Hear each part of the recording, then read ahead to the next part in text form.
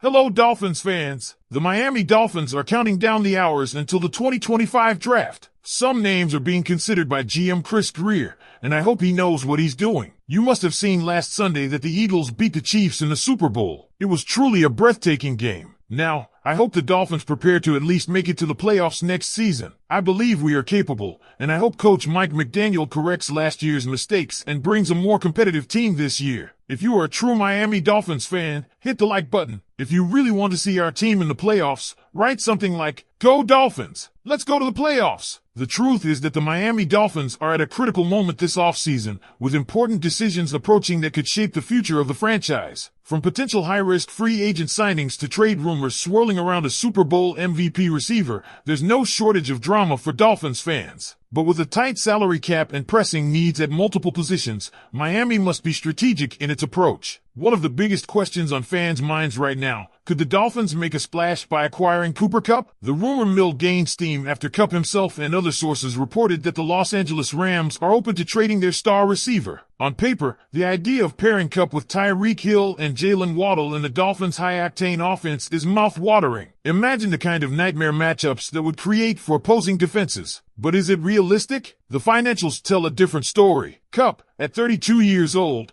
comes with a hefty price tag, over $20 million per year. While his talent is undeniable, the veteran wideout has battled injuries and showed signs of decline last season. The Rams might be willing to absorb some of his contract to facilitate a trade, but even then, Miami would likely have to surrender a valuable draft pick. Considering the Dolphins' other pressing needs, particularly on the offensive line and defense, it's hard to justify using cap space and draft capital on another high-priced receiver. Unless the Rams take on a significant chunk of Kupp's salary, this feels more like a fantasy than a real possibility. Speaking of cap space, Miami faces another major dilemma: what to do with Bradley Chubb. Cutting the former Pro Bowl edge rusher after June 1st would free up $19.5 million in cap space, a tempting option given Miami's tight financial situation. Chubb, when healthy, is a game changer, but the problem is, he hasn't been healthy. By the time the season starts, it will have been 18 months since he last played at full strength. With a defense that needs reinforcements at multiple positions, freeing up nearly $20 million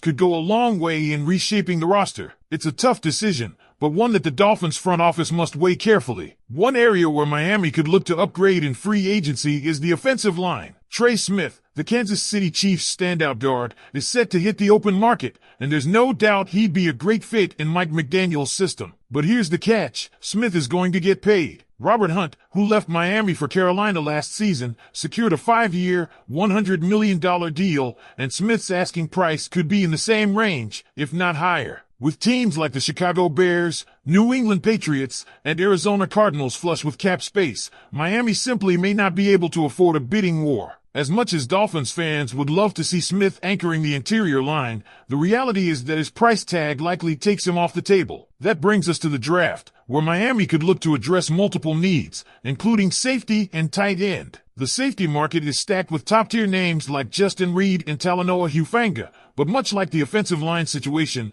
the Dolphins may not have the financial flexibility to make a splashy signing. Instead, they could turn to the draft, with names like Malachi Starks and Xavier Watts standing out as potential targets. A more budget-friendly approach in free agency could see them pursue mid-tier options like Julian Blackmon or Andre Cisco, both of whom could be signed on reasonable multi-year deals. At tight end, Mason Taylor, a name that holds special meaning in Miami, has emerged as a potential draft target. The nephew of Hall of Famer Zach Thomas and the son of Hall of Famer Jason Taylor, Mason Taylor has made a name for himself at LSU, becoming the most productive tight end in school history. Miami met with him at the Senior Bowl, and if he's available in the second or third round, he could be a perfect addition to an offense looking for long-term stability at the position. Another pressing question revolves around the backup quarterback position. Andy Dalton and Marcus Mariota have been mentioned as possible options, but another name that has surfaced is Mac Jones. Yes, the same Mac Jones who was once seen as the Patriots' quarterback of the future. While Jones' time in New England didn't pan out, his skill set could fit well in Miami's system. He thrives in an RPO-heavy scheme and has experience running a quick-passing offense, something that aligns closely with how the Dolphins operate. If he can be had at a discount, he could be a solid insurance policy behind Tua Tagovailoa. Ultimately, this offseason will be a defining one for the Dolphins. With limited cap space and multiple roster needs,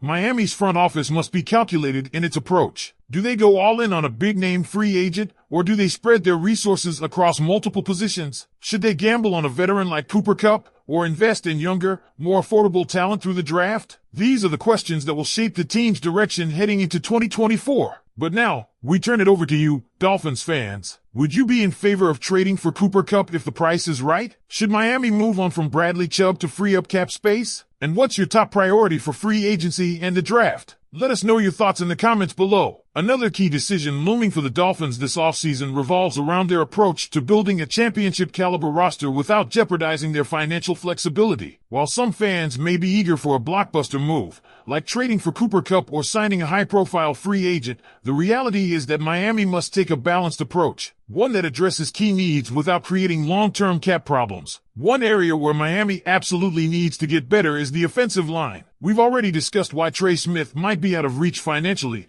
but that doesn't mean the Dolphins are out of options. The team could explore more affordable free agent options, such as Damian Lewis from Seattle or Robert Jones, who has shown flashes in Miami when given opportunities. Another possibility is targeting an offensive lineman in the draft. With the 13th overall pick, Miami could be in a prime position to grab a talented prospect like Olu Fashanu, Penn State, or Troy Fautanu, Washington. Trading down to acquire more draft capital could also be a wise strategy, allowing the Dolphins to address multiple positions with additional picks. And let's not forget the tight end situation. Miami's interest in Mason Taylor makes a lot of sense, especially considering his family's ties to the franchise. But another name to keep an eye on is Elijah Arroyo from the University of Miami. Arroyo had an outstanding Senior Bowl and could be a legitimate option for the Dolphins in the later rounds of the draft. With Durham Smythe and Julian Hill both under contract, Miami has some depth at the position, but neither player has emerged as a true difference maker. If the Dolphins can add an athletic, playmaking tight end in the draft, it would give Tua Tagovailoa another reliable weapon in the passing game. Speaking of Tua, one of the biggest offseason questions is whether Miami should extend his contract. The former first-round pick is coming off his best season as a pro, showing improved durability and elite efficiency when operating Miami's offense. However, giving Tua a massive long-term deal comes with risks. Injuries have been a concern throughout his career, and the Dolphins must weigh whether they're comfortable committing $50 million per year to a quarterback who has yet to prove he can consistently stay healthy. Some reports suggest Miami could wait until after the 2024 season before making a decision, while others believe an extension could happen this summer. Regardless of when it happens, locking up Tua would have a ripple effect on the team's future spending, making it even more critical that Miami hits on its draft picks and free agent signings. So, Dolphins fans, the stage is set for a fascinating offseason. With big decisions looming in free agency, the draft, and the quarterback room, the next few months will be crucial in determining whether Miami can take the next step toward becoming a true Super Bowl contender. Now, we want to hear from you. Should the Dolphins prioritize an offensive lineman in free agency, or should they target one in the draft? Is Mac Jones a legitimate option as a backup quarterback, or should Miami look elsewhere? And what are your thoughts on Mike McDaniel possibly giving up play-calling duties? Let us know in the comments.